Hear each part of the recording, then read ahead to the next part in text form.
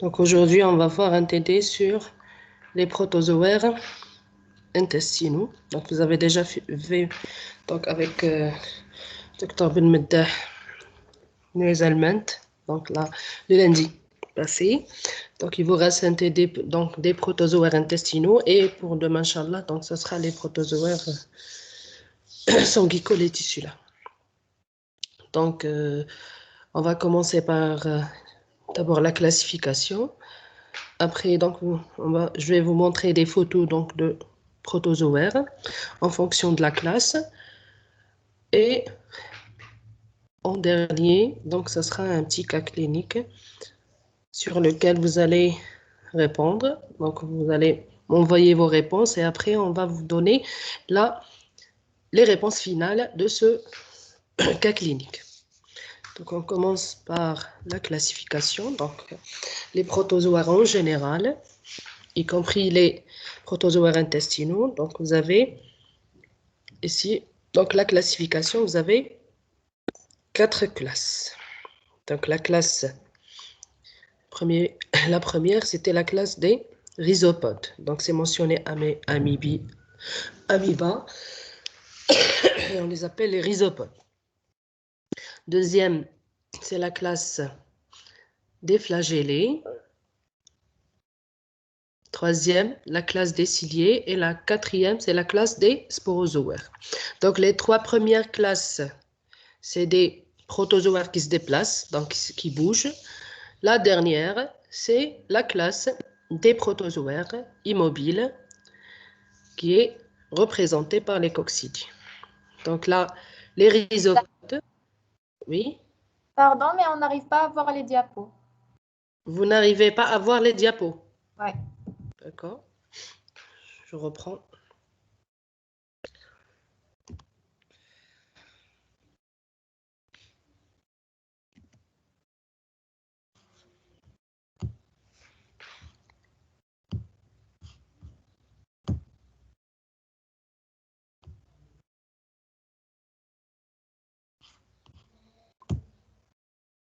Et maintenant,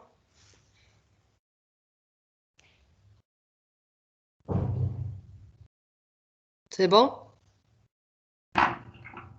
Toujours pas, non. Non? Non.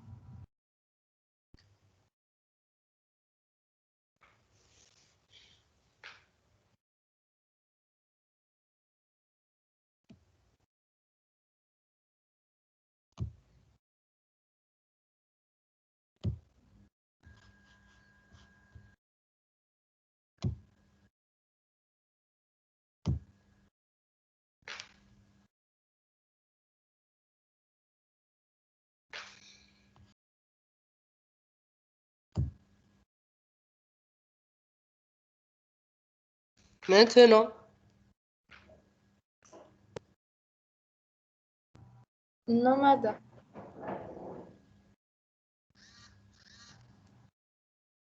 toujours non.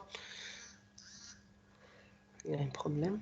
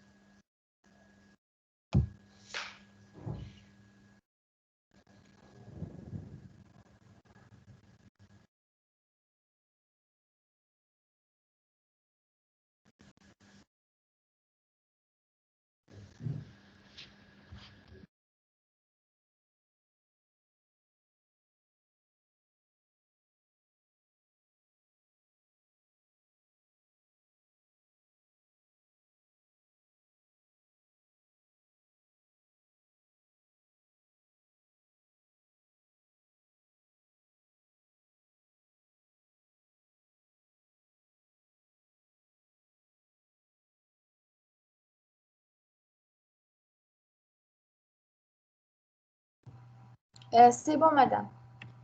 C'est bon? Oui. Donc, désactivez s'il vous plaît vos micros.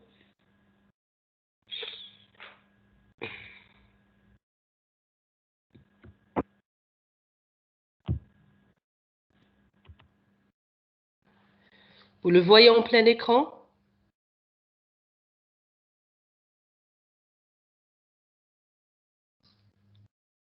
D'accord. Donc, on recommence.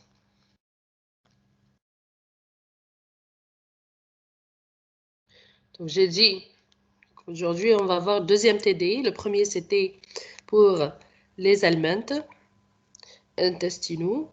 Et le deuxième, c'est pour les protozoaires intestinaux. Donc, le premier, c'était aliments en général. Deuxième, c'est, donc vous avez, les protozoaires sont partagés en deux. Le premier, ça va concerner les protozoaires intestinaux. Le deuxième, c'est pour les protozoaires sanguicoles et tissulaires. Donc, on va commencer par la classification des différents protozoaires. Et surtout, donc là, les intestinaux. Donc, vous avez en premier, donc vous avez 4 classes pour l'embranchement des protozoaires. Donc, la première classe, c'est la classe des rhizopodes. Donc, vous avez, donc, pardon, c'est mentionné amoeba, donc c'est les rhizopodes. Deuxième, c'est les flagellés. Troisième, c'est la classe des ciliés. Et la quatrième, les sporozoaires.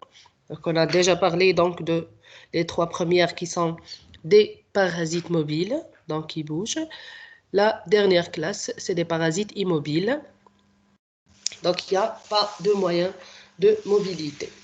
Donc, les rhizopodes, déjà le nom indique, donc là, comment ils se déplacent. Donc, ils se déplacent grâce à des pseudopodes. Donc, c'est des prolongations de la membrane cytoplasmique qui aident ces parasites à se déplacer, qu'on les appelle les pseudopodes.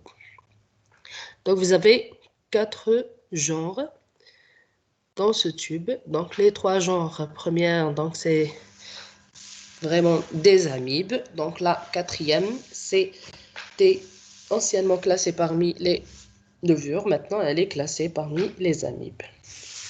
Donc, vous avez Entamoeba, Endolimax, Pseudolimax et Blastocystis. Donc, pour les flagellés, le déplacement se fait par les flagelles, associés ou non à des membranes ou à une membrane ondulante. Il y a des genres où on trouve que des flagelles. Donc, un genre où on trouve flagelle plus membrane ondulante. Donc, vous avez les 5 genres des flagellés, le Chilomastix, Embatomonas, Enteromonas, Giardia et Trichomonas.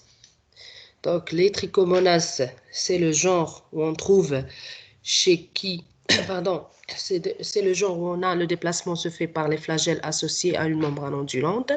Les autres, c'est seulement des flagelles.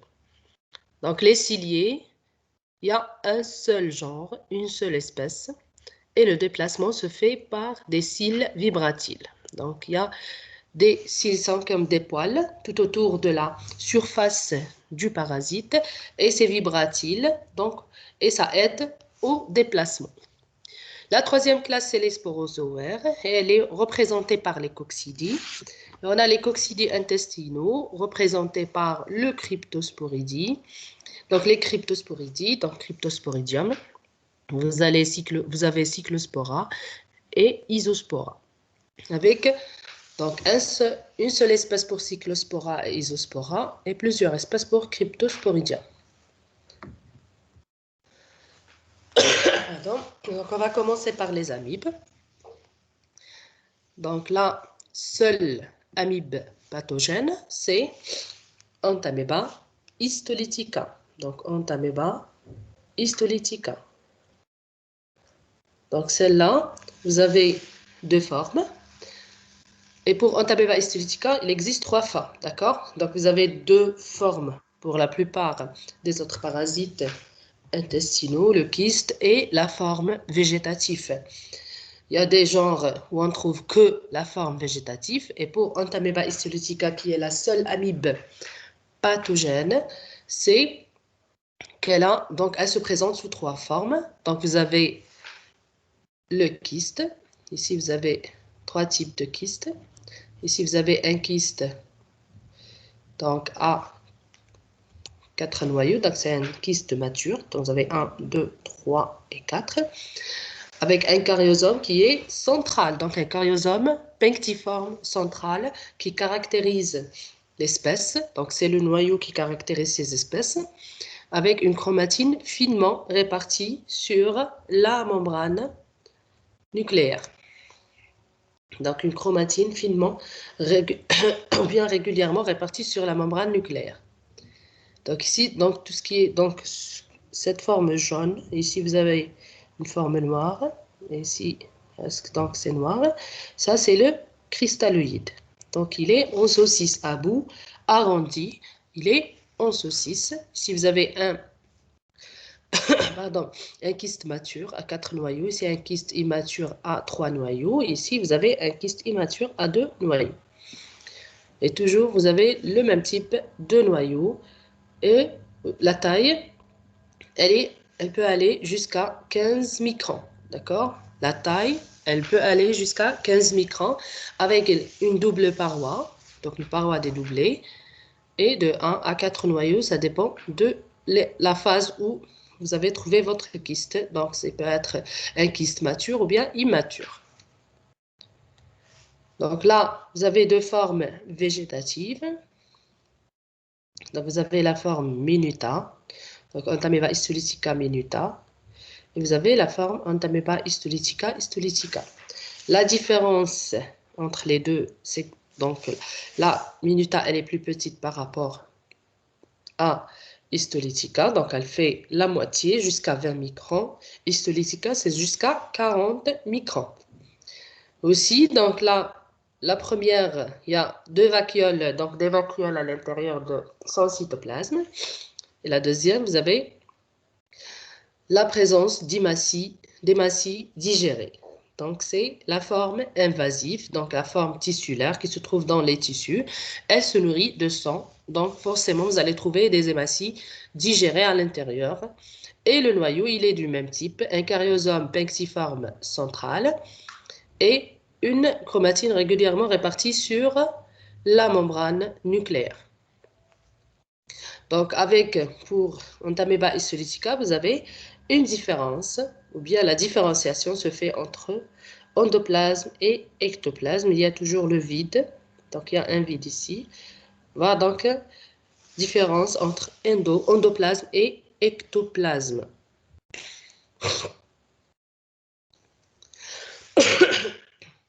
Ça, c'est pour Entamoeba histolytica avec les trois formes, kyste, forme minuta et forme invasive qui est histolytica. Deuxième amibe, c'est l'amibe Entamoeba coli. D'accord? Entamoeba coli. Donc, vous avez son kyste, il est caractéristique. Il est le plus gros kyste d'amibe et il a à maturité, donc 8 noyaux. 8 noyaux, d'accord? Donc, de 5 à 8 noyaux. À maturité, vous trouvez 8 noyaux. Et vous avez la taille donc, qui peut aller jusqu'à 20 microns. Donc, c'est un gros kyste. Avec une membrane, voilà, donc une membrane dédoublée. Voilà. Vous voyez ici, donc c'est évident pour la membrane, elle est dédoublée. Donc, le noyau, il est caractéristique d'Entamoeba coli. Donc, avec un caryosome excentré, c'est vers l'extérieur. Regardez pour la forme végétative ici, le noyau il est évident donc vers l'extérieur, il n'est pas central. Et la chromatine, elle n'est pas, donc elle est irrégulièrement répartie sur la membrane nucléaire. Irrégulièrement répartie sur la membrane nucléaire. Et pas de différence pour la forme végétative ici, donc pas de différence entre endoplasme et ectoplasme. Donc la forme végétative, elle fait presque la taille de Entamoeba histolytica, donc 40 microns. Mais pas d'hématies digérées, il n'y a que des vacuoles. Ça, c'est le noyau. Ici, c'est des vacuoles nutritifs, donc des vacuoles qui aident à phagocyter donc, les les bactéries donc, du tube digestif et les levures. D'accord? Ici, donc, la photo vous montre un kyste mûr à 8 noyaux. La même chose ici, donc c'est un kyste à 7 noyaux. Donc, vous avez 5 qui sont apparents et un sixième ici, septième vers le haut. Ici, vous avez un kyste à 5 noyaux avec ce qui est en rouge ici, c'est le cristalloïde. Et le cristalloïde chez Entamoeba coli, vous avez donc des cristalloïdes en aiguille. D'accord? C'est en aiguille, c'est plus grêle par rapport à ceux d'Entamoeba histolytica qui sont en saucisse. Donc, en saucisse avec des bouts arrondis, ici c'est les bouts qui sont pointus. Et la forme végétative, elle est là, donc les deux formes ici, donc c'est des formes végétatives. Donc, Endolimax nanus, donc troisième amibe. Vous avez un aspect, donc Endolimax nanus, c'est le plus petit pour le kyste, le plus petit kyste d'amibe. Donc, le plus petit kyste d'amibe. Donc, il fait jusqu'à 8 microns. Donc, son aspect, il est polymorphe. Donc, il y a plusieurs formes. Donc, vous pouvez trouver qui est rond, ovalaire et un petit peu rectangulaire, avec donc de 1 à 4 noyaux réfringents. Réfringents, c'est-à-dire qui brillent à la lumière du microscope. Donc, vous voyez ici, c'est après coloration au Lugol. Donc, les petits points marrons, c'est les noyaux. D'accord? Si celle-là, donc c'est schématique, la forme végétative. Ici, c'est la forme végétative après coloration. Donc, vous avez le noyau caractéristique d'Endolimax, c'est un noyau, on dit, de type limax, d'accord? Donc, c'est un gros cariosome central ou bien un sous forme de demi-lune.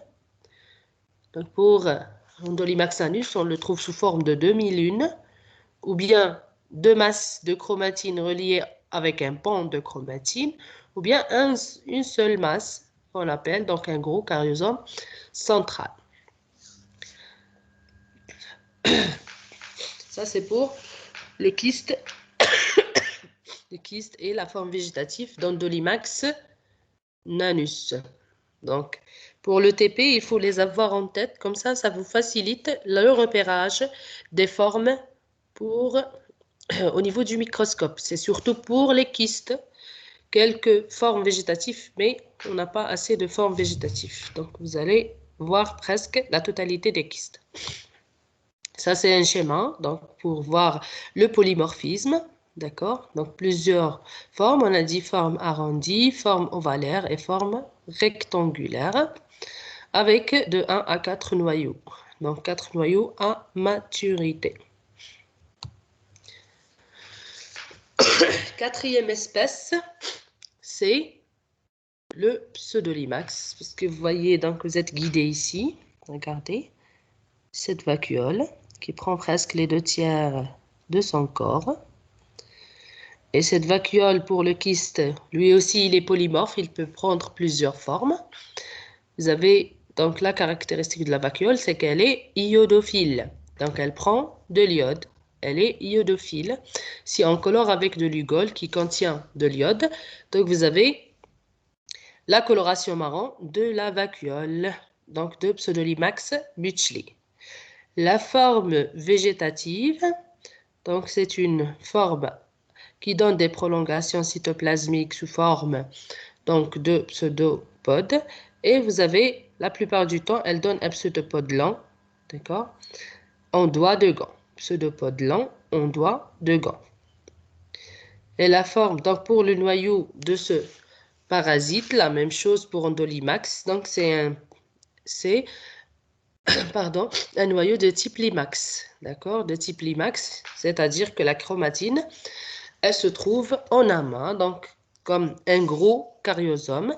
Et s'il est caractéristique, donc un gros cariosome central qui laisse du vide entre ce cariosome et la membrane nucléaire. Et vous trouvez donc un halo clair. Donc un gros caryosome entouré d'un halo clair. C'est le Pseudolimax butchley. Donc, la taille de son kyste, elle peut aller jusqu'à 15 microns. D'accord? 15 microns. Donc, et il est polymorphe, c'est-à-dire plusieurs formes pour le kyste. D'accord? Voilà donc le schéma qui vous montre aussi le polymorphisme. Donc, le noyau, la vacuole iodophile. Et vous avez un seul noyau. D'accord? Un seul noyau.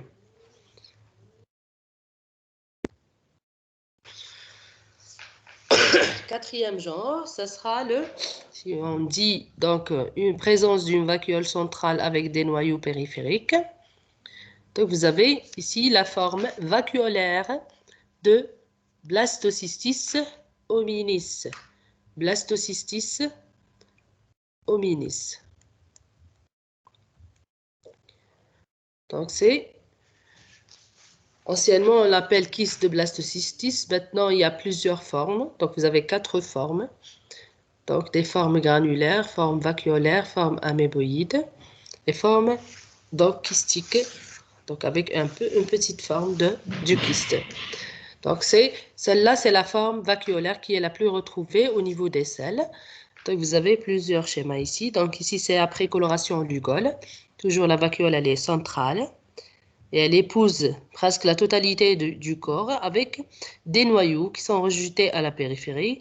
Donc c'est des noyaux périphériques. Ici, c'est après coloration aux îles. Vous avez les noyaux ici. Donc la vacuole, elle est en bleu. Ça, c'est schématique. Donc les 3D. Ici, c'est à l'état frais. C'est facile de le reconnaître à l'état frais. Ça, c'est un tableau qui peut résumer les différentes formes d'amibes. Vous avez Histolytica qui est la plus importante ici parce qu'elle est la seule pathogène. Si on schématise que le trophozoïde ou bien la forme végétative invasive, donc qui peut aller jusqu'à 40 microns. Si vous avez le kyste mature, donc qui dépasse normalement, ne dépasse pas les 15 microns, Hartmanni et Polecki, donc c'est des amibes non pathogènes qui simulent Entamoeba histolytica. La forme végétative, elle simule Histolytica minuta parce qu'il n'y a pas d'hématie digérée. Et les kystes aussi, donc simulent donc celui d'Entamoeba histolytica, mais la taille, elle est plus petite pour les deux, même pour la forme végétative, donc c'est plus petit. Pour les qui vous trouvez donc pour le kyste un seul noyau. Pour Hartmanni, vous avez 4 noyaux. Donc colis, voilà, donc le caryosome excentré. Et pour le kyste, il fait jusqu'à 20 microns. Regardez pour Endolimax et Pseudolimax, d'accord? Donc Endolimax et Pseudolimax, vous avez un aspect de gros caryosome, donc on dit un noyau de type Limax. Donc les kystes, pour Endolimax, vous avez un kyste à 4 noyaux. Pour Pseudolimax, vous avez un kyste à un seul noyau. Ça, c'est schématique. Ici, c'est les formes vraies après coloration. Donc, vous avez Entamoeba histolytica. Si on dit ici histolytica / dispar, parce que le dispar, on ne peut pas la différencier pour le kyste. Donc, entre le kyste dispar et histolytica, c'est presque le même. Donc, on ne peut pas différencier, on dit histolytica dispar. Même pour la forme minuta. Mais pour la forme végétative invasive, c'est histolytica. Donc, pour dispar, il n'y a pas de forme végétative invasive. D'accord? Donc, ici, vous avez la forme non invasive. C'est pour cela on a donc le / dispar. Vous avez la forme minuta et les kystes. Donc, un kyste à 2 noyaux. Ici, un kyste à un seul noyau. Donc, Hartmanni, donc c'est la même chose ici. Vous avez un kyste à 2 noyaux. Ici, un kyste à un noyau. Ici, la forme végétative qui est plus petite. Dans Entamoeba coli, vous avez un caryosome pour la forme végétative, un caryosome excentré. Donc, une forme augmentée de taille pour la forme végétative avec des prolongations cytoplasmiques petites. Et vous avez le kyste, le plus gros kyste d'amibe de 5 à 8 noyaux. Pour les qui simulent le histolytica et dispare, avec une taille un petit peu réduite et un seul noyau pour le kyste. Endolimax, voilà, Endolimax et Pseudolimax. Donc ça, c'est la vacuole. Elle est colorée, mais pas. Donc la forme, elle est colorée avec un seul noyau. Donc la coloration ne se fait pas pour la vacuole ici, mais elle se colore par l'iode si on ajoute de l'iode. Donc ça, c'est la coloration après l'addition du lugol.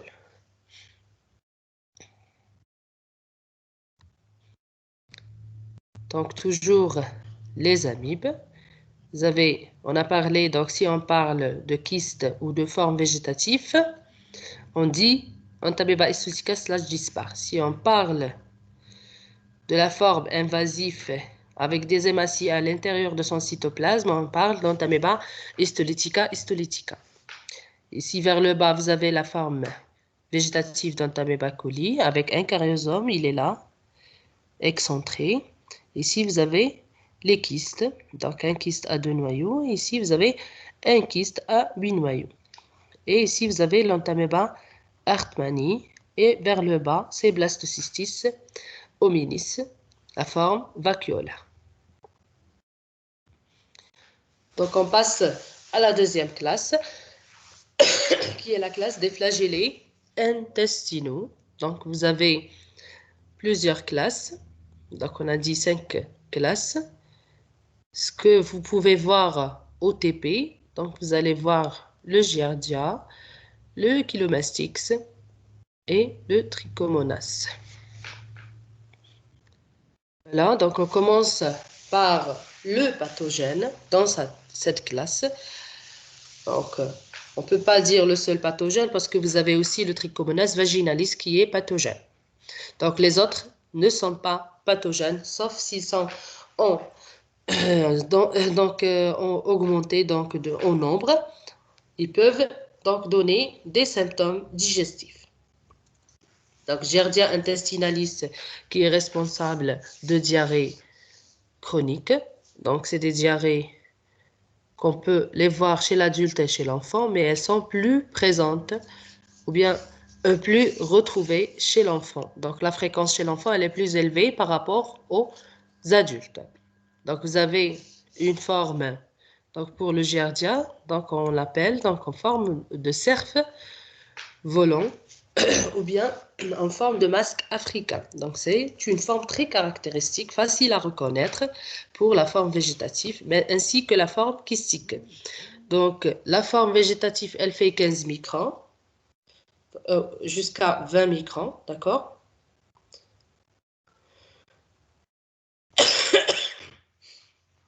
Donc, on a dit 20 microns. Donc, la forme, elle est périforme. Donc, c'est comme une poire, d'accord? Dans la partie antérieure qui est large, donc cette partie antérieure, on l'a pas ici, donc la forme antérieure, elle est large, avec la présence de 2 noyaux, d'accord? 2 noyaux. Un axe style donc, qui partage la forme en 2. Et vous avez 4 paires de flagelles. Donc, vous avez 8 noyaux libres. Pardon, 8 flagelles libres. Donc, 4 paires de flagelles. La première, deuxième, troisième et quatrième vers le bas. Quatrième vers le bas. Donc, maintenant pour le kyste. Donc, c'est un kyste ovalaire avec une paroi dédoublée. Donc, un kyste ovalaire. Ici, vous voyez donc un petit peu la paroi dédoublée. La forme, elle est ovalaire. Et vous avez de 1 à 4 noyaux. Donc ici, vous avez 1 à 2 noyaux. La même chose ici, vous avez 2 noyaux. Ici, on ne voit pas bien les noyaux. Ce qui caractérise aussi la forme, c'est la présence de restes de flagelles. Donc, les débris flagellaires à l'intérieur de la forme. Donc, ce qui est foncé ici, donc, ça, c'est les débris flagellaires, les restes de flagelles. Donc, la forme végétative, vous avez des flagelles libres. pour la forme kystique, les flagelles sont emprisonnés à l'intérieur du kyste. On les appelle restes de flagelles ou bien débris flagellaires. Donc, la taille de ce kyste peut aller jusqu'à 12 microns. Deuxième kyste, ou bien deuxième flagellé, c'est le... Donc, si on dit avec un seul noyau pour le kyste sous forme d'amande, où elle est périforme, donc c'est la même chose comme une poire, avec un seul noyau et des restes de flagelles, donc c'est le kyste de Chilomastix mesnili. Donc, Chilomastix mesnili. Il y a des gens qu'on l'appelle Chilomastix mesnili, il y a les autres qui l'appellent Chilomastix. Donc, le Chilomastix mesnili, donc le kyste, il est petit, donc il peut aller jusqu'à 9 microns. Le noyau, il est latéral. Et la présence aussi de restes de flagelles ou bien de débris flagellaires. C'est comme Giardia, donc vous trouvez des débris flagellaires à l'intérieur. Et pour la forme végétative, donc c'est une forme en poire aussi. Elle fait jusqu'à 20 microns avec un noyau, il est là, donc un noyau périphérique, un seul noyau. Vous avez 3 flagelles libres. Voilà, donc 3 flagelles libres. La caractéristique de la forme végétative de Chilomastix mesnili, c'est la présence de sillons de torsion. Celui-là ici, c'est le sillon de torsion. Il est là, voilà.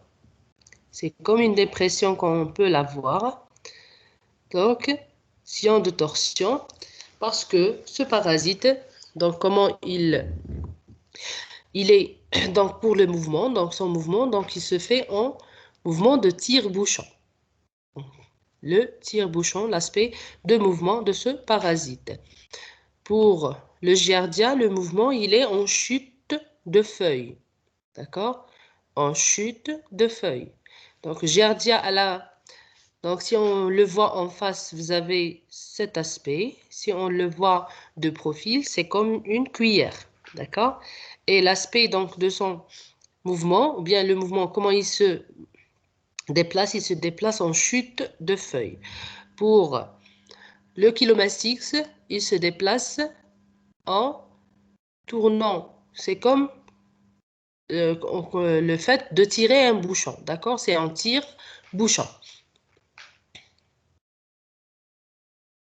Donc, le troisième flagellé, vous avez 2 espèces de ce genre. Une à localisation intestinale et une à localisation vaginale, beaucoup plus dans les organes génitaux, mâles et femelles. Et il a pris donc l'appellation de vaginale donc en rapport avec le vagin chez la femme. D'accord? Donc on peut le retrouver chez les deux sexes au niveau des appareils génitaux. Donc le premier pour intestinalis, donc il fait jusqu'à 15 microns. Il a la forme d'une poire avec 5 flagelles, d'accord? 5 flagelles, 4 qui sont libres. Le cinquième, il va dessiner une membrane ondulante qui s'accole au corps jusqu'à la fin, d'accord? Donc presque la totalité du corps. Après, elle se libère. Ici, donc, c'est la membrane ondulante. Donc, le cinquième flagelle qui dessine cette membrane ondulante qui se libère juste devant l'axe style. Donc, vous avez un axe style qui dépasse le corps. Là. Ici, vous avez le flagelle, la libération du flagelle. Ici, vous avez l'axe style qui dépasse le corps. Et vous avez un seul noyau. D'accord? Le deuxième, trichomonas, qui est à localisation vaginale, donc le trichomonas vaginalis. Donc, il a la même chose. Donc, il est un petit peu rond par rapport à l'intestinalis. L'intestinalis, il est, on a dit, en poire. Le deuxième, il est rond. il est un petit peu ramassé par rapport au premier. La même chose, 5 flagelles, 4 libres. Le cinquième, donc il va dessiner une membrane ondulante, mais cette membrane ondulante ne dépasse pas le corps, d'accord? Donc elle va dessiner, donc elle va prendre les 2 tiers du corps. Donc 2 tiers, vous avez qui va dessiner une membrane ondulante, 2 tiers du corps, et après il va se libérer. Ici, donc il est la même chose, donc vous avez une membrane ondulante, et après la libération du flagelle, la même chose ici. Donc, il va se libérer. Normalement, vous avez ici un axe style qui ne dépasse pas le corps. Ici, c'est la différence entre les deux. Donc, vous avez un axe style qui dépasse le corps pour le intestinalis. Le vaginalis, un axe style qui ne dépasse pas le corps. Vous avez une membrane ondulante qui prend tout le corps. Après, vous avez la libération du flagelle. Donc, pour le intestinalis, pour le vaginalis, vous avez une membrane ondulante qui prend les 2 tiers du corps. Après, vous avez la libération du flagelle. Donc, la forme aussi, ici, vous avez une forme, il est périforme, ici, il est ovalaire. Un petit peu ovalaire, pas vraiment à 100%. Ça, c'est pour les flagellés. On passe aux ciliés. Donc, les ciliés, donc vous avez des cils vibratiles qui permettent la mobilité et un seul genre, une seule espèce qui est le Ballontidium coli. Donc, le Ballontidium coli, voilà les cils, regardez ici. Donc, tout autour de la forme, vous avez les cils et vous avez le cytostome ici, c'est comme une bouche pour qu'il soit donc nourri. Donc, la même chose, c'est celle-là. Donc là, la bouche. Donc, pour la forme kystique et la forme végétative, vous avez la présence de macronucléus et vous avez la présence du micronucléus. Macronucléus et micronucléus. Donc, vous avez 2 noyaux. Le gros noyau, il est appelé macronucléus. Le petit noyau, il est appelé micronucléus. Donc, le kyste peut aller jusqu'à 50 microns. Donc, il est vraiment gros. La contamination se fait si on mange des crudités souillées par les sels du porc ou bien prendre des saucisses mal cuites du porc. Les gens qui consomment le porc. Vous avez cette maladie chez les gens qui consomment les porcs, bien dans les régions où les gens consomment du porc. Ça, c'est pour les ciliés avec le Ballontidium coli. Donc, on passe aux coccidies intestinales. Donc, les coccidies ou bien les sporozoaires. Donc, coccidies intestinales, on a fait la dernière fois, donc 3 espèces. Schématiquement, ici, vous avez les sporozoïdes. D'accord? C'est les sporozoïdes à l'intérieur d'un oocyste. Donc, vous avez des oocystes qui caractérisent cette forme et les oocystes sont la forme infestante pour l'être humain. Et c'est la voie de contamination qui est la voie orale pour les différentes parasites cités. Donc, vous avez des oocystes rouges ronds aussi, donc la forme elle est ronde, sur un fond bleu ou un fond vert. Donc, c'est quoi? Donc, c'est le Cryptosporidium sp. Donc, oocyste de Cryptosporidium sp. Donc, après coloration qui est spécifique, la coloration au Zinn-Nelson modifié. D'accord? La coloration de Zinn-Nelson modifiée. Ça, c'est pour le Cryptosporidium sp. Maintenant, vous avez la deuxième coccidie. Ce que vous voyez à l'intérieur, soit un sporoblaste, soit 2 sporocystes. Mais toujours présence. Donc, le premier, il est sporulé après élimination. D'accord?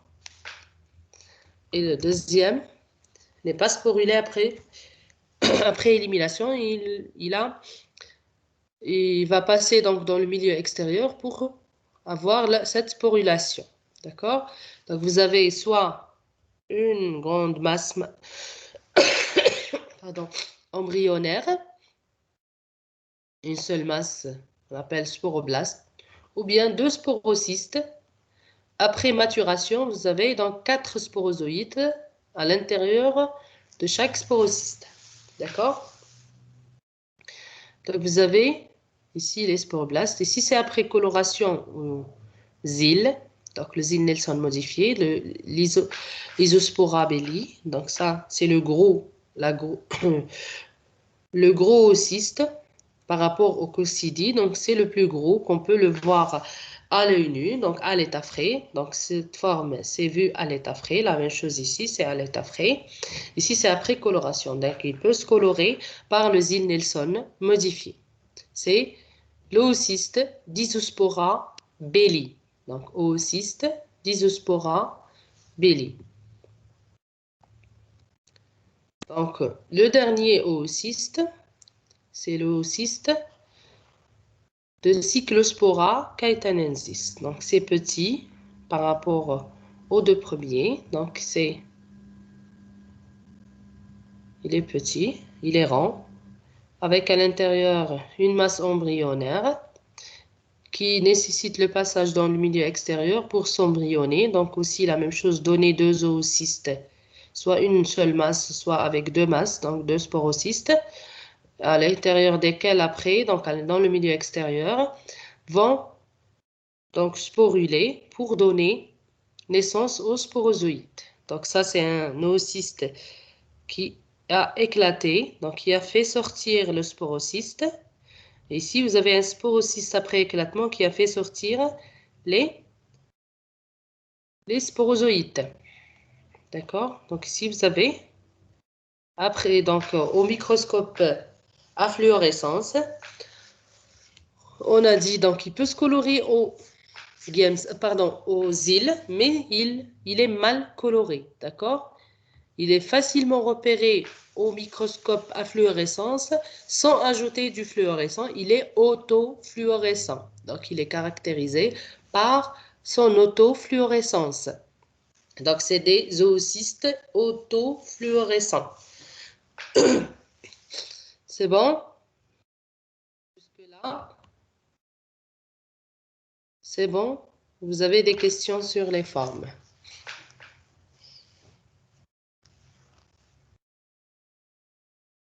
J'attends vos questions si vous avez des questions. Sinon, on passe.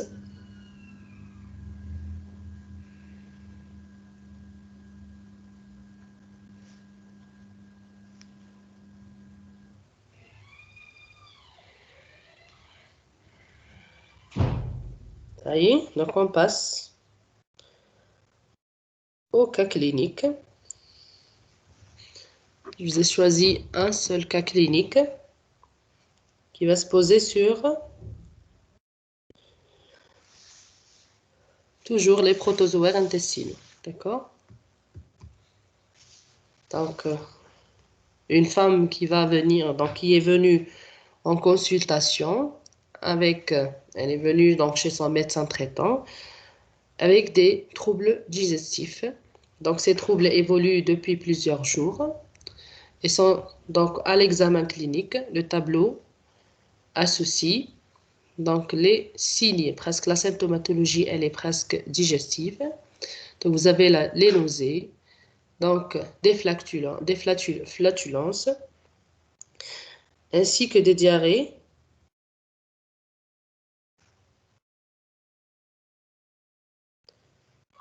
Donc, une question pour Diantameba fragilis. Donc, c'est une amibe avec une seule forme qui est la forme végétative, qu'on n'a pas fait parmi les amibes. Donc, Diantameba fragilis. Je ne voulais pas donc en parler de cette forme. Elle n'est pas pathogène. D'accord? Elle est classée parmi les amibes. Une seule forme, qui est la forme végétative, qui est caractérisée par une forme ronde avec deux noyaux à l'intérieur du cytoplasme, qui sont reliés. Donc, la chromatine à l'intérieur de chaque noyau, elle est punctiforme, plusieurs points. Et les deux noyaux sont reliés par un pan de chromatine. Un pan de chromatine. Ou bien un filament, on dit, ou bien un flagelle. Parce que les gens, des fois, à cause de ce flagelle, il y a le point d'interrogation. Est-ce qu'on peut la classer parmi les flagellés ou bien les amibes? Mais elle est toujours classée parmi les amibes. Et ce flagelle ou bien ce filament, on peut dire filament, pas flagelle, il relie, donc il est fait de chromatine, il relie les deux noyaux. Ça, c'est pour Diantameba fragilis, et je ne voulais pas parler, ni dans le cours des amibes, ni aujourd'hui. Est-ce que vous avez d'autres questions? Ou on continue avec le cas clinique?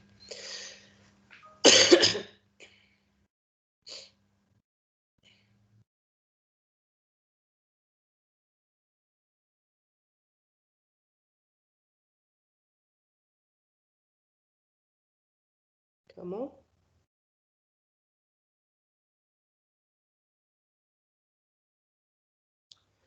Donc, j'ai dit pour les oocystes sporulés ou non. Donc, un oocyste sporulé, c'est-à-dire après élimination, donc si on va faire l'examen des selles, on va trouver la présence à l'intérieur de l'oocyste de sporozoïtes. Sporozoïtes. Donc, il y a la forme à l'intérieur. Donc, à l'intérieur de de cet oocyste, il y a la forme après ingestion. Donc, il y a aussi risque ici d'auto-infestation. Et elles sont infestantes directement après élimination avec les selles, d'accord? Mais pour Isospora et Cyclospora, c'est des oocystes éliminés sous forme non sporulée. Si on dit non sporulé, pas de sporozoïdes à l'intérieur de la forme, d'accord? Vous avez l'élimination avec les selles, donc des oocystes avec une masse embryonnaire à l'intérieur. Donc, soit vous avez une masse, surtout pour Isospora, vous avez une seule masse, on dit sporoblaste, ou bien deux masses, il y a toujours les deux masses, c'est sporocyste, et chaque sporocyste, vous avez une masse embryonnaire, pas encore de formation de sporozoïdes. Il nécessite le passage dans le milieu extérieur avec des conditions de température et d'humidité pour que cette masse embryonnaire se transforme en sporozoïde. D'accord?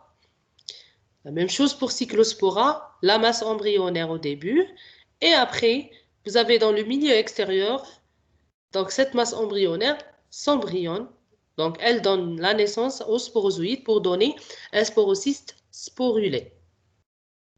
Est-ce que vous avez compris?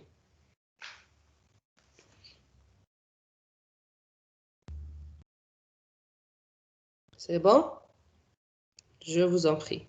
Autre question?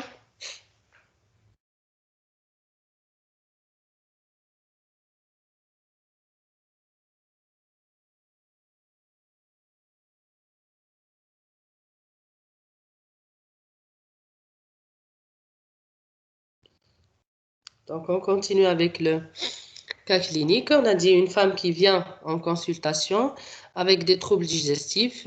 À l'examen, donc vous avez donc à l'interrogatoire, c'est une femme qui souffre de plusieurs signes cliniques. Donc vous avez et toujours c'est des signes cliniques digestifs, donc nausées, donc des flatulences et une diarrhée modérée. Donc une diarrhée qui n'est pas donc il n'y a pas plusieurs selles par jour, c'est de 4 à 5 selles par jour. C'est des selles caractéristiques, c'est des selles sous forme pâteuse et graisseuse. D'accord? C'est des selles pâteuses et graisseuses. Vous avez aussi la notion d'amaigrissement dans ces derniers jours, donc elle souffre de cette diarrhée. Et vous avez un abdomen légèrement distendu, des conjonctives pâles, mais pas de fièvre. Donc la femme n'est pas fébrile. Donc on va prendre les différentes questions qu'on a. Donc vous avez la première question, c'est quels sont les principaux micro-organismes responsables de diarrhée d'origine infectieuse? Diarrhée d'origine infectieuse. Si on dit infectieuse, c'est plusieurs agents responsables. Qu'est-ce que vous pouvez avoir comme agent responsable pour ces diarrhées?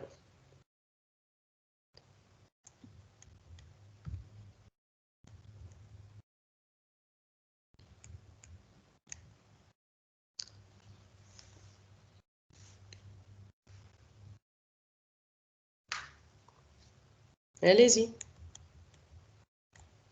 Est-ce que vous connaissez au moins un parasito? Quels sont les gens qui vous donnent donc les parasitoses, donc la diarrhée? Donc vous avez, d'accord, Giardia intestinalis. Après, qu'est-ce que vous pouvez avoir comme parasites qui peuvent vous donner la diarrhée?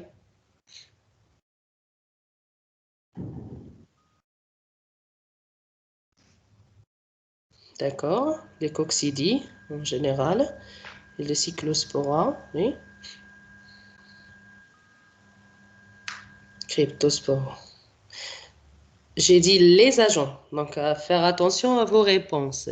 Si vous répondez cyclosporose, cryptosporidiose, c'est les maladies, d'accord? C'est le nom de la maladie. Donc si on dit l'agent responsable, il faut donner le, pardon, il faut donner l'espèce, d'accord? Le genre et l'espèce.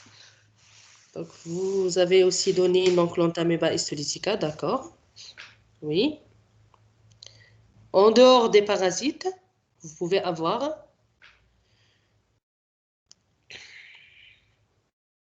donc plusieurs bactéries et plusieurs virus. Donc vous pouvez avoir, si on dit infectieuse, j'ai pas dit d'origine parasitaire, donc d'origine infectieuse.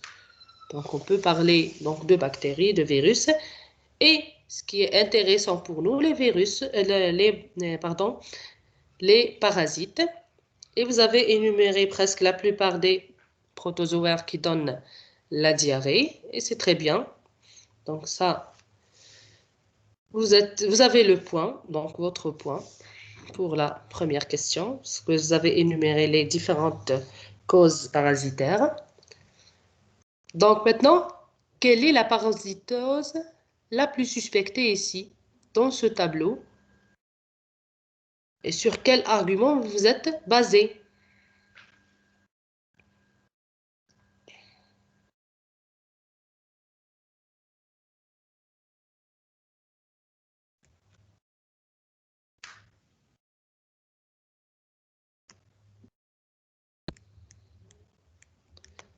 Donc, une qui a parlé du blastocystis, la deuxième, elle est parlé du giardia. Donc, il y a plusieurs réponses pour giardia et une seule réponse pour blasto.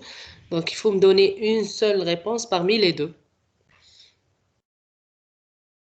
Donc, entre giardia et blastocystis. Et j'ai dit, attention, il ne faut pas dire. Et j'ai dit quelle est la parasitose. Donc, c'est bon. Donc, la parasitose, c'est, il faut donner le nom de la parasitose. D'accord? Entre les deux, blastocystis et giardia. Blastocystose et giardiose. La giardiose, donc, d'accord, donc c'est très bien. Donc ici, vous avez la suspicion de la giardiose. Donc, sur quel argument? Vous êtes basé sur quel argument pour donner la giardiose?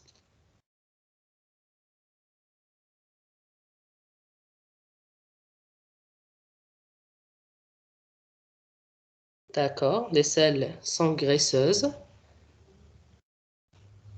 Aussi,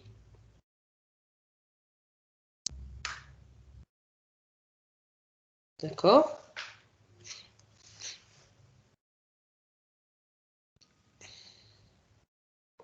Oui, l'amaigrissement. Oui, pas de fièvre.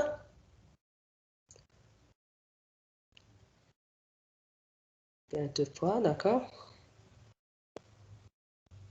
Aussi, vous avez des diarrhées modérées, donc ce n'est pas des diarrhées donc qui dépassent 4 à 5, donc c'est des pâteuses et graisseuses. Donc la fréquence des diarrhées. Donc pour Histolytica, vous avez jusqu'à combien de sels par jour?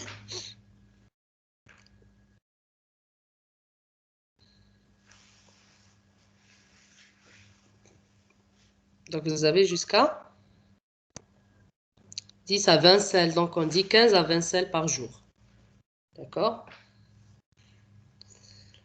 Donc, on va passer à la troisième question. Donc, je vous remercie. Donc, vous avez un raisonnement. Donc, vous avez très bien raisonné votre cas clinique. C'est bon. Donc, ça donne envie donc, de vous voir. Surtout les gens qui y participent. Donc, on va passer à la troisième question. Donc, pour cette maladie, sur quel examen vous vous êtes basé pour poser ce diagnostic? Donc, au laboratoire.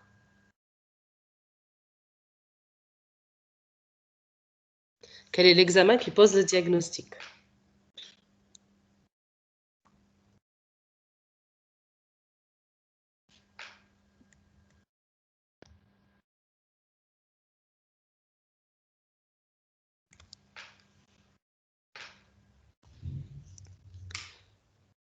Sur quel examen? Examen au laboratoire. D'accord. Examen parasitologique des selles qui va mettre en évidence quel type de forme.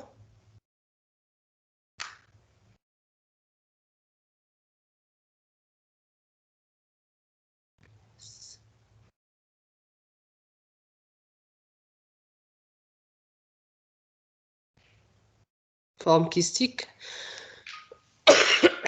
Seulement les formes kystiques, ainsi que les formes végétatives. Donc, on peut avoir l'association des deux si elle est en période de diarrhée.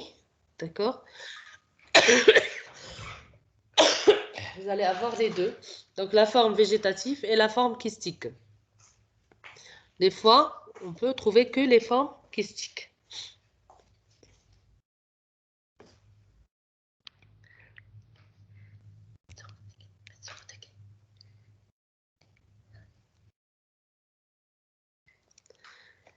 Donc, la quatrième question.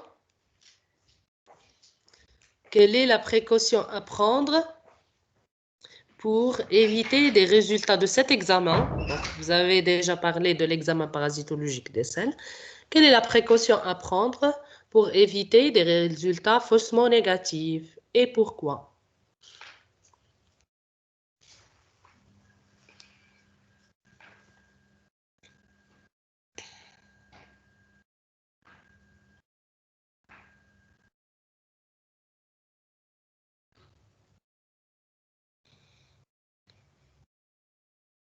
Oui, trois fois. Donc, on doit refaire l'examen 3 fois à 3 jours d'intervalle. Pourquoi?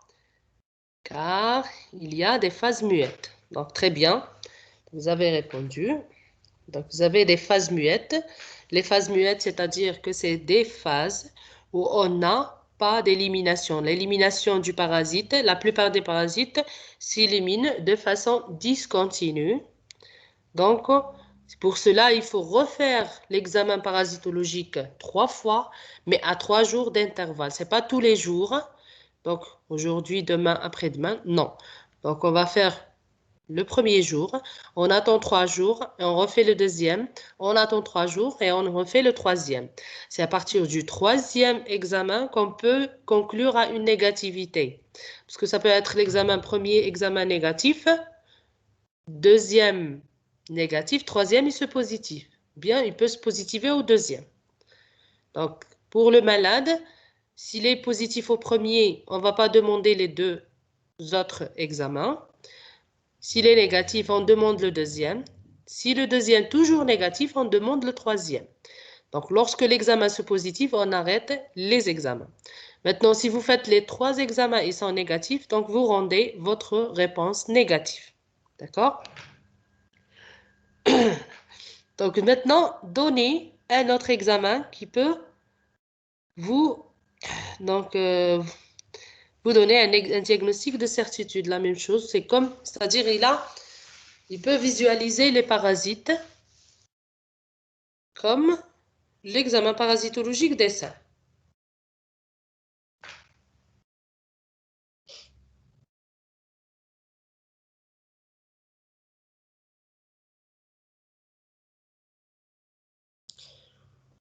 Bon, on ne peut pas faire la recherche de coproantigènes.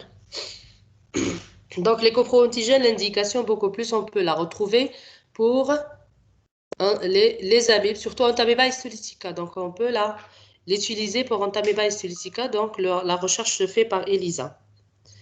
Donc, technique de concentration. C'est toujours l'examen parasitologique des selles, si on dit technique de concentration. C'est un autre examen qui va nous objectiver. Donc, l'IFD, non, ça c'est une technique. J'ai dit un examen. Parce que donc, vous avez le prélèvement. Si on dit examen parasitologique des selles, vous avez plusieurs techniques. Vous avez la technique de l'examen à l'état frais. Vous avez donc les techniques de concentration. L'IFD, c'est une technique qu'on va la faire sur les selles. Je n'ai pas dit une autre technique, un autre examen. Vous avez dit donc endoscopie et biopsie, d'accord? Donc vous pouvez donc l'endoscopie, ça va vous objectiver ainsi que les biopsies. Il y a autre examen qui va vous mettre en évidence les formes végétatives qui bougent. Biopsie vont être colorées, fixées et on va les retrouver avec les tissus, donc de l'intestin pour la biopsie. On peut la faire. Donc c'est un deuxième examen, oui. Ça peut nous donner donc la positivité, la présence des formes végétatives accolées au niveau de la paroi intestinale. Vous avez un autre examen. Il se fait par endoscopie aussi. C'est comme la biopsie. Donc l'endoscopie, elle peut nous donner donc la biopsie, c'est-à-dire par laquelle on fait des biopsies intestinales et par laquelle on fait aussi un autre examen.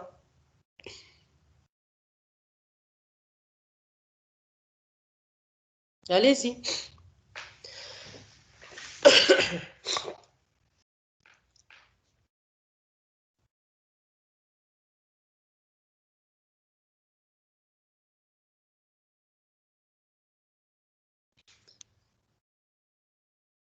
Vous étiez très bien, donc la question, celle-là, elle vous bloque.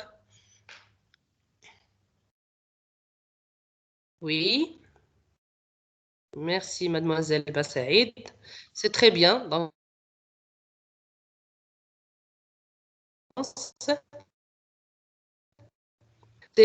par la biopsie, vous allez retirer donc, le liquide retrouver au niveau de duodénum, parce que la localisation, elle est au niveau du duodénum, ce qu'on appelle Giardia intestinalis, ou bien Giardia duodenale.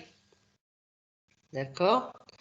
Donc, Giardia intestinalis ou duodenale, c'est-à-dire il se retrouve au niveau du duodénum. Donc, la première partie de l'intestin. Donc, par l'endoscopie, on fait la biopsie et on fait aussi le tubage duodénal. Le tubage, donc, il va nous retirer le liquide et c'est un liquide qu'on va faire un examen à l'état frais ou bien un examen après coloration et il va nous visualiser le parasite lui-même et ce sera la forme, beaucoup plus la forme végétative. C'est bon? Donc, sixième question, donc c'est une question simple. Donc, si vous avez en tête le traitement, vous allez le donner. Donc, quel est le traitement de cette parasitose?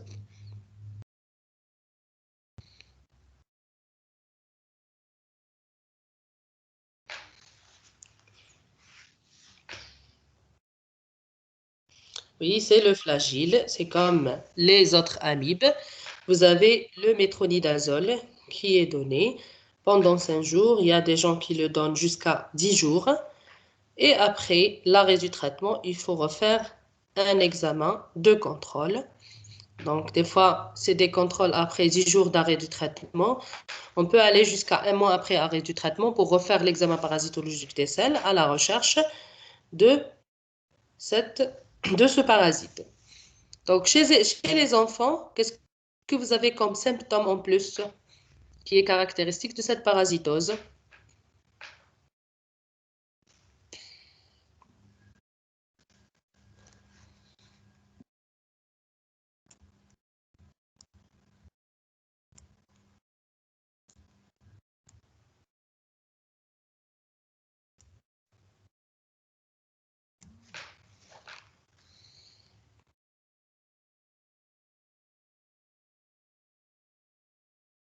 Oui, le retard staturo-pondéral. Donc, la diarrhée chronique, elle est chez les deux, d'accord? Et l'adulte et l'enfant. Donc, c'est des diarrhées qui commencent avec des diarrhées aiguës. Après, elles deviennent chroniques en bouse de vache. On dit des diarrhées en bouse de vache. Ça simule quelle maladie pour ces diarrhées? Donc, vous avez une autre maladie qui donne presque les mêmes symptômes.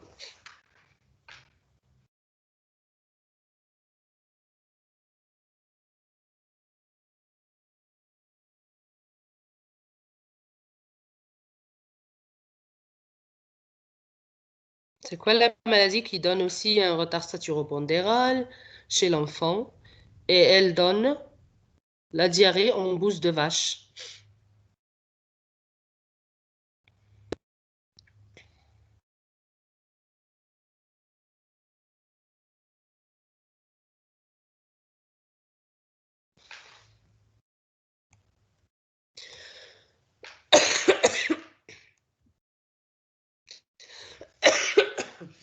Allez-y, j'attends vos réponses. Sinon, je réponds.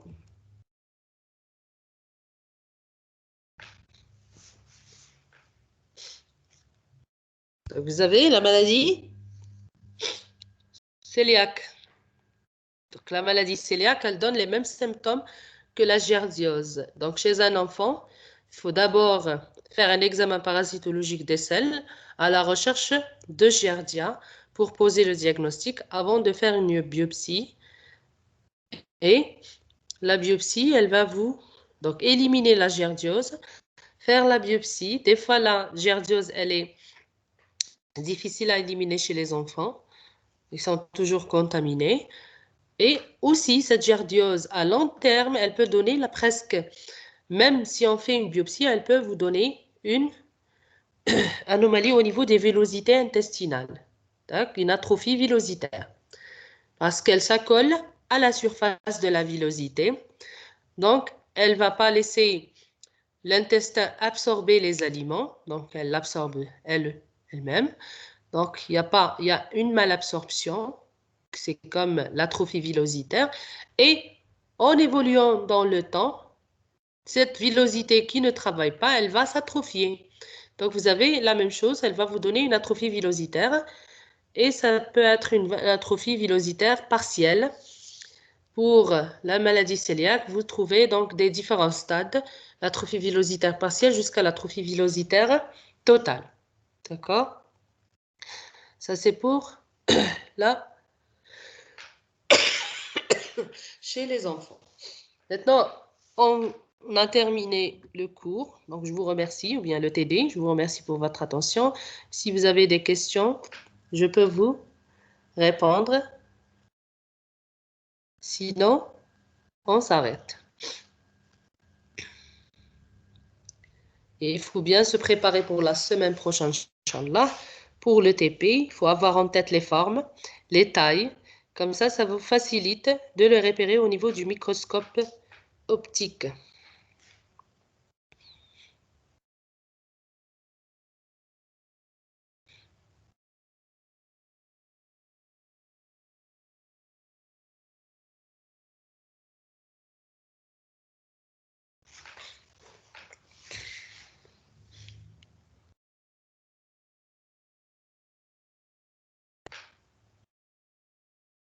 C'est bon? Vous avez tous les cours en tête?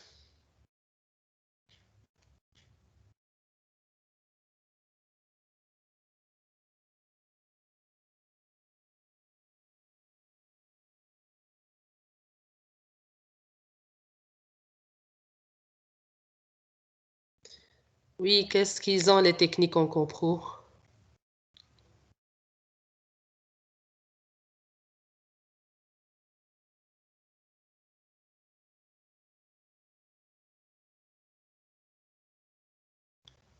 Donc, vous avez les techniques, soit en coprologie parasitaire ou bien en immunologie parasitaire. Donc, je vous donne pas donc à retenir tout ce qui est recette de cuisine, d'accord? Le détail de la technique, parce que par quoi on commence et par quoi on termine, c'est-à-dire comment on va, donc les différentes étapes de chaque technique.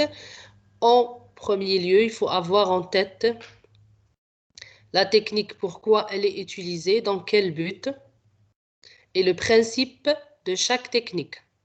D'accord? Le principe de chaque technique. Mais la recette de cuisine, c'est pas la peine. D'accord? Il faut les avoir seulement, les lire seulement. Mais ce que vous avez la technique.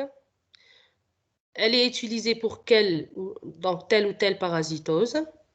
D'accord? Sans résultat, ou bien la lecture, comment on peut lire cette technique, qu'est-ce qu'elle doit nous montrer. D'accord? Et son principe, surtout pour les techniques sérologiques, vous avez, chaque technique, elle a son principe. Il faut les avoir en tête. D'accord? L'association aussi des techniques, on peut les associer, comment on peut les avoir, ou bien les faire. D'accord? Autre question.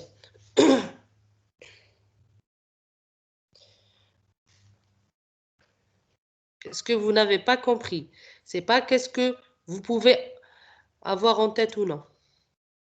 Je vous en prie.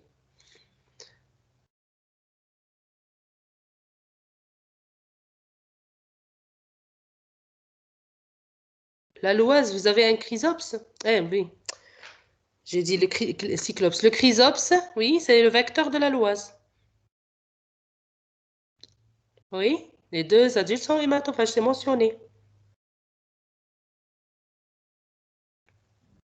Non, c'est comme, c'est-à-dire c'est écrit au niveau du cours. Au niveau du manuscrit que je vous ai donné,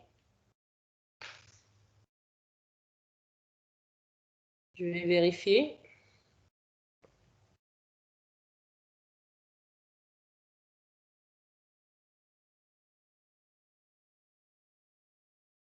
C'est les deux adultes pour chrysops, c'est comme la femelle de la glossine. C'est comme, pardon, la glossine. Vous avez les deux adultes. Je vais vérifier rapidement.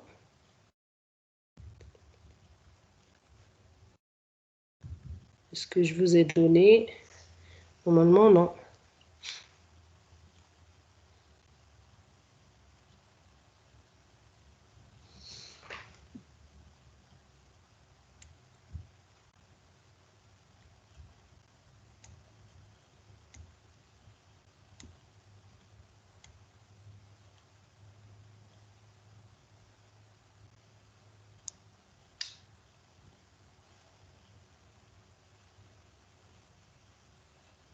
Donc, c'est les deux adultes hématophages. Donc, c'est une erreur. Je m'excuse.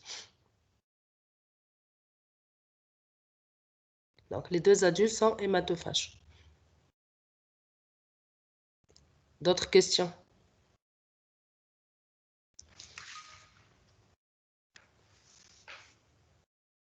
Je vous en prie. Autre question?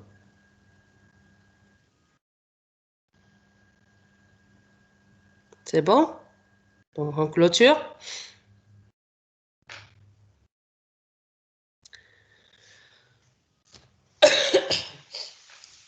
Pardon. Donc, je vous remercie pour votre attention. Bon courage pour vos révisions. Et pour le TP, Inch'Allah, la semaine prochaine, on se voit. Demain, vous aurez, Inch'Allah, les protozoaires sanguicoles et tissulaires. Donc, je vous en prie.